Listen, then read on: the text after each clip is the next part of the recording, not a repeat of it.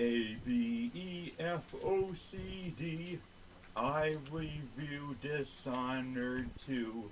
It was good, really good. I liked combat more than stealth. Now I will review this game. I don't know my ABCs. Oh, oh, oh.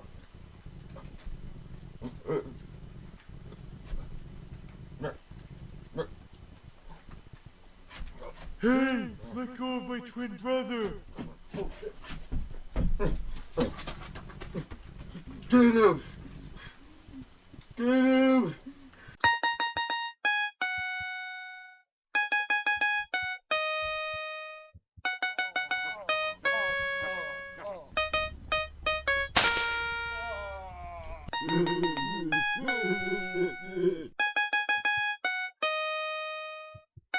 Get out of here!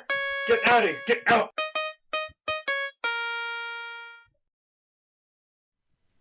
Dishonored 1 was one of my favorite games of the last generation, and it was probably my favorite game of 2012. It had this really unique gameplay. It was kind of like BioShock with stealth. Alright, so you're combining like my favorite game with one of my favorite genres. So it was something new to me, but it was also something very familiar. And it, to me, it was like near perfect. You know, it had like that steampunk theme to it. You know, it was really cool. You know, it was like during like the plague and stuff. And so I decided, you know, I would want to play Dishonored 2 because, you know, I really loved the first one. One of the reasons why I actually got Dishonored 2 was because I found the limited edition that came with Dishonored 1 Definitive Edition. So for $60, that's a fucking steal. I basically got the Dishonored Collection for $60. Although I could have gotten it for $35. Yeah, bitch, fucking bitch, fuck you. So how does Dishonored 2 rack up with the first one? Take a look. Dishonored 2 takes place roughly 15 years after the events of the first game. You choose either Corvo Attano, the main protagonist of Dishonored 1, or Empress Emily Caldwin, on the same quest to save the other, who is turned to stone by Delilah Copperspoon, who then takes over the throne as unruly Delilah Caldwin and wreaks chaos and witchcraft all across the cities of Dunwall and Konakos. So Delilah was that evil sister Emily's mother never told her she had. Which is funny because Corvo is the father, and she never told him either, apparently. So the story isn't really that interesting. It's your cliche, kill the bad guy or girl and save your friend or family type of thing. I actually compared it to the original Resident Evil game, where you choose either Chris or Jill to save the other one at the end. Or not. Like Dishonored 1, this game's story and its environment slightly change depending on how you play it. Stealth and non-lethal bring low chaos, while assault and lethal bring high chaos, just like how it was in Dishonored 1. It's really cool how you can play as two characters experiencing the same story. Sometimes when they write in their journal, you know, you'll find different journal entries because there are two different people, obviously. They have different pasts, which is really cool, and it offers a lot of replayability. However, I found, you know, playing through multiple times with both of them, I found that a lot of their dialogue is exactly the same. You just have two voice actors saying the same lines. You know, like check this one out right here. The reserves won't help against Delilah, even if I had a way to carry it all out of here. The reserves won't help against Delilah, even if I had a way to carry it all out of here. When no one keeps the rooms clean and dry, a house goes to rot. No shit! Both Corvo and Emily have their own unique, cool, and fun abilities. My personal favorite, and the one I found most useful besides the teleportations, was Emily's Domino, where you link enemies' fates together with your mind, and then whatever you do with one enemy happens to everyone else who is connected. By upgrading it, you can have as many as 4 enemies connected. You find and collect runes and bone charms while having the heart equipped. You use the runes to upgrade powers and the bone charms to slightly alter the gameplay and make it easier or harder for you using certain perks. You can also sacrifice these bone charms you find in exchange of using those perks to craft your own custom bone charms, provided you unlock the power to be able to do so. Both main characters can craft bone charms. You are also given the choice to have no powers whatsoever the whole playthrough early on. I felt that combat was actually more fun and less frustrating than hiding and waiting for opportunities to sneak past and incapacitate. However, my biggest complaint with the gameplay is how there is no really safe way to non-lethally dispatch enemies in combat. You can counter-stun them and leave them open to be choked out, but when you are fighting multiple NPCs, another will kill the enemy you grabbed while trying to hit you, and it will count as your kill, which then ruins a no-kill playthrough. It means you have to do stealth unless you are fighting only one enemy at a time. I find this to be a huge flaw in the combat system, in a game that encourages you to knock people out. Then why can't there be a knockout button where you just hit someone over the head with a rock, instead of taking over 5 fucking seconds to choke them out when there are other people present in that area? Hey, let go of my twin brother! You collect currency and items, which can then be used to buy things at black markets spread throughout the entire game, where you can buy gear as well as upgrades for your weapons and gadgets by collecting schematics. You can also find clever ways to rob stores and take all the items. With this one, I blew up a back wall by shooting 3 tanks of explosive oil. Be careful though, because if you rob someone, you won't be able to upgrade any of your equipment until you find the next shop. Other cool additions to the game include these really creepy 12-foot robot enemies, the Clockwork Soldiers, who can see both in front and behind them, leaving only their sides blind. However, they are extremely easy to fight, they are slow as fuck, and they aren't in the game that much. They look frightening at first, but once you fight them, you won't be remotely scared of them anymore. They also have really hilarious English accents. They sound like the narrator from the original Twilight Zone. At this point, the Clockwork is scouting, extending exploration of the area. Running search protocol? Now, perhaps my favorite part of the game is during a mission where you have something called the Timepiece. You can go back in time and do something during the past to alter the present, and go to places that are blocked off in the present by getting there in the past and back again. You can also kill a certain someone to change the entire level in the present for the better, creating some very clever environmental puzzles. It reminded me of the time-fold segments in Onimusha 3. It was the most innovative moment in any 2016 game. At least it was for me.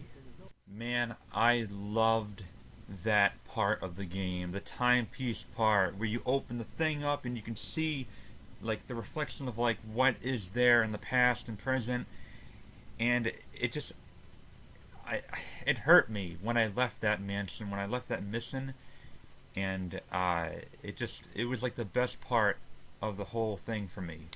I want these developers to make like a Dishonored, not like a Dishonored 3, but like a game like that.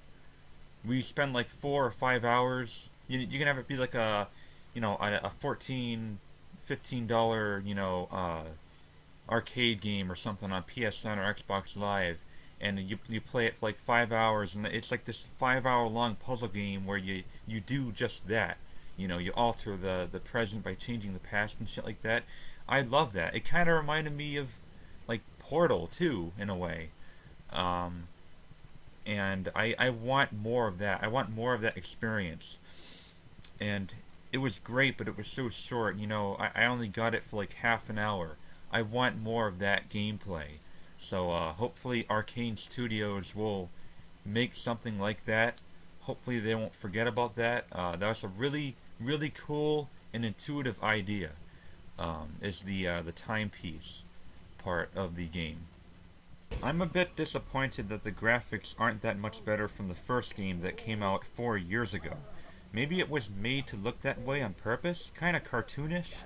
I hope so, because the graphics, well, the graphics here suck for a 2016 game. And there are also a few bugs. Most of them are just clipping issues like what you see here, but there was one time where I killed a guy who was next to a wall, and he fell through the game, and he happened to be a key target that I had to carry to gain the trust of a rival gang, and that was a game-breaking bug, and I had to load my nearest save. And on a little side note, this game is absurdly violent and gory, as you can see here.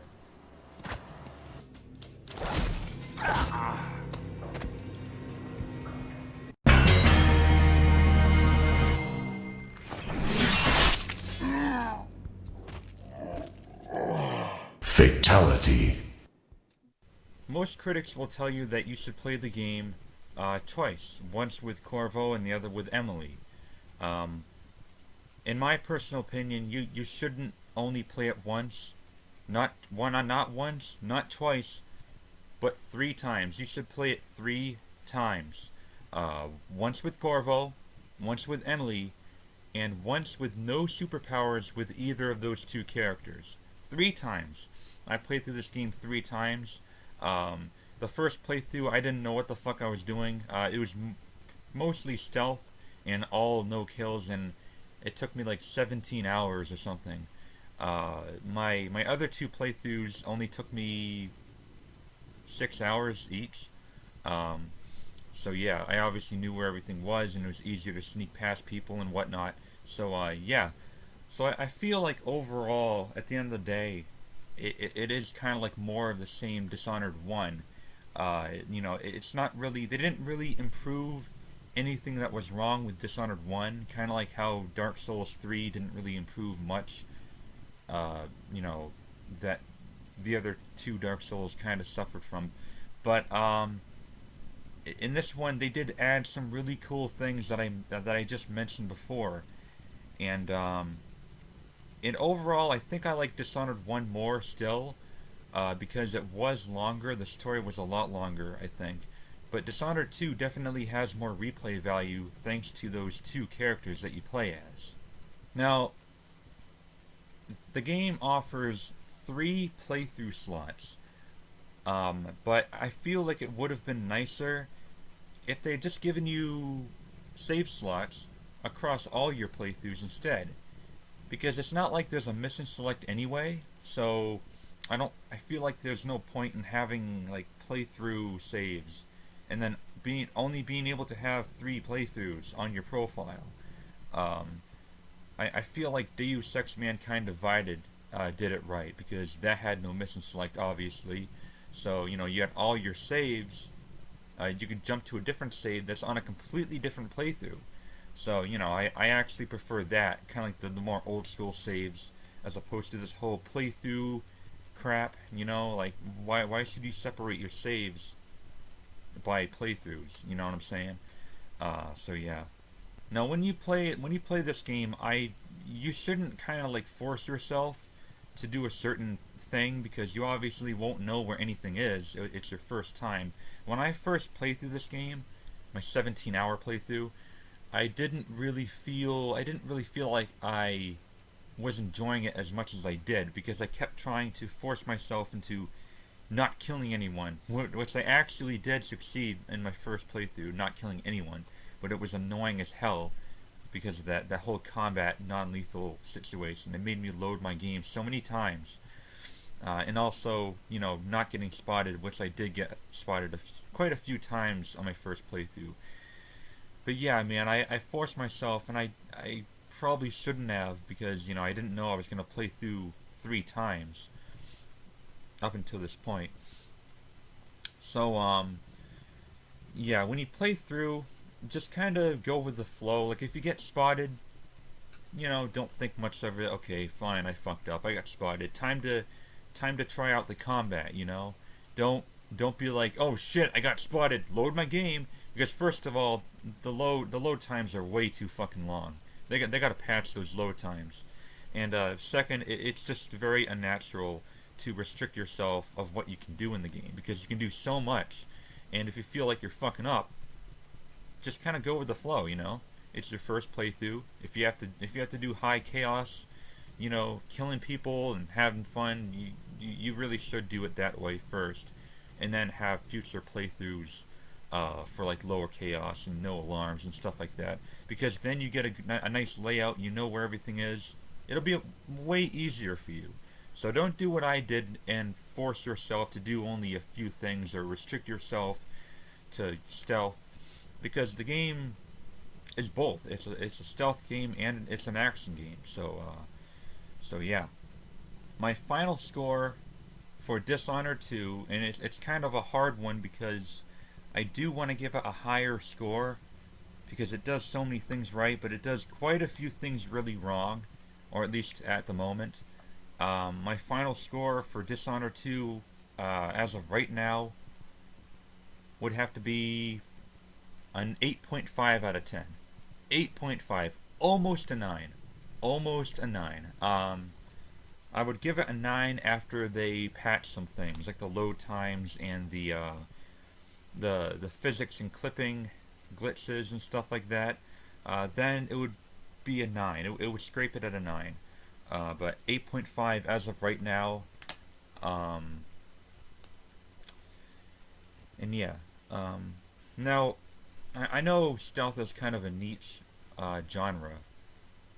You know, a lot of people don't like stealth because it requires a lot of patience.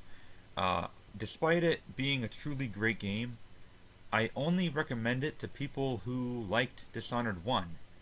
Like, if you hated Dishonored 1, do not get Dishonored 2, because it's pretty much the same. I think the stealth is a little bit easier in Dishonored 2. It takes longer to get detected in Dishonored 2, I think. I'll have to go back and play Dishonored 1. If you didn't like Dishonored 1, Dishonored 2 is not going to change your outlook on the series. So, yeah.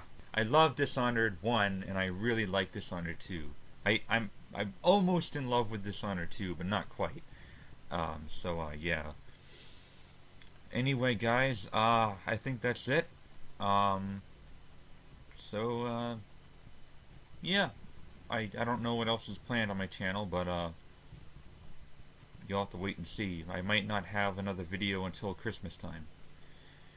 Alright, guys. Well, thank you very much for watching. The Gamer Gods! Bam!